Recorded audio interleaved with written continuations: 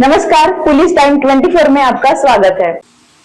मुंबई दी Bombay ट्रॉम company limited इस निजी company को 7 अगस्त 1947 को मुंबई मनपा ने 9 करोड़ 42 लाख रुपए खर्च कर खरीदा था।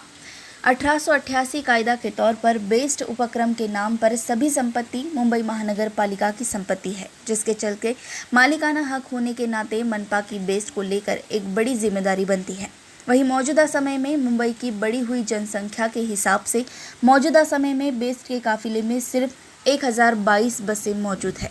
वहीं 2025 नवंबर तक बेस्ट के काफिले रह जाएगी सिर्फ 251 बसें। कहा जाता है कि बेस्ट बसों के मामले में नुकसान या फायदा का मामला नहीं है।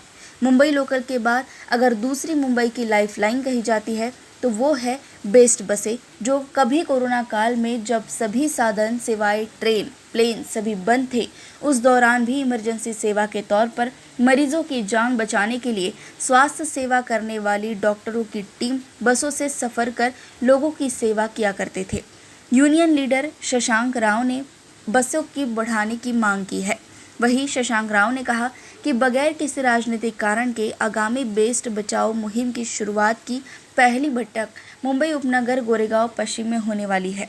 ऐसी मीटिंग मुंबई के अन्य उपनगरों में आयोजित की जाएगी, जिसमें विभिन्न सोसाइटियों, संस्थाओं, समाज सेवकों का समावेश होगा, जो मुंबई करों को जागरूक करने का कार्य करेंगे। नाही, पण एखाद्या माणसाला, एखाद्या व्यक्तीला सुद्धा त्याच्या कामाच्या जागेला कुठे हॉस्पिटल जायचं असेल तर तिथे ही सेवा पुरवली जाते। कोविडच्याच कोविडमध्ये पूर्ण मुंबई बंद होती, फक्त BST चालू होती आणि BSTने मुंबईला जगवलं। हॉस्पिटलचा स्टाफ असेल, अन्य अत्यावश्यक स्टाफ असेल, सर्वांना नेण्याचं काम, त्यांना सेवा देण्याचं काम ही BSTने केलं। अशी सेवा जर बंद पडणार असेल तर हे मुंबईकर जनतेसाठी चिंतेचा विषय आहे। पहिली मीटिंग 18 तारखेला आहे। आम्ही 3 पश्चिम उपनगर, पूर्व उपनगर आणि शहर विभाग अशा 3 वेगळ्या मीटिंग सुरुवातीला घेत आहोत आणि तिथून सुरुवात करून मुंबईच्या ज्या काही संस्था असतील, सामाजिक काम करणाऱ्या संस्था, प्रवासी संघटना, हाऊसिंग सोसायटीच्या संघटना, या सर्वांना एकत्रित आणण्याचं काम करत आहोत।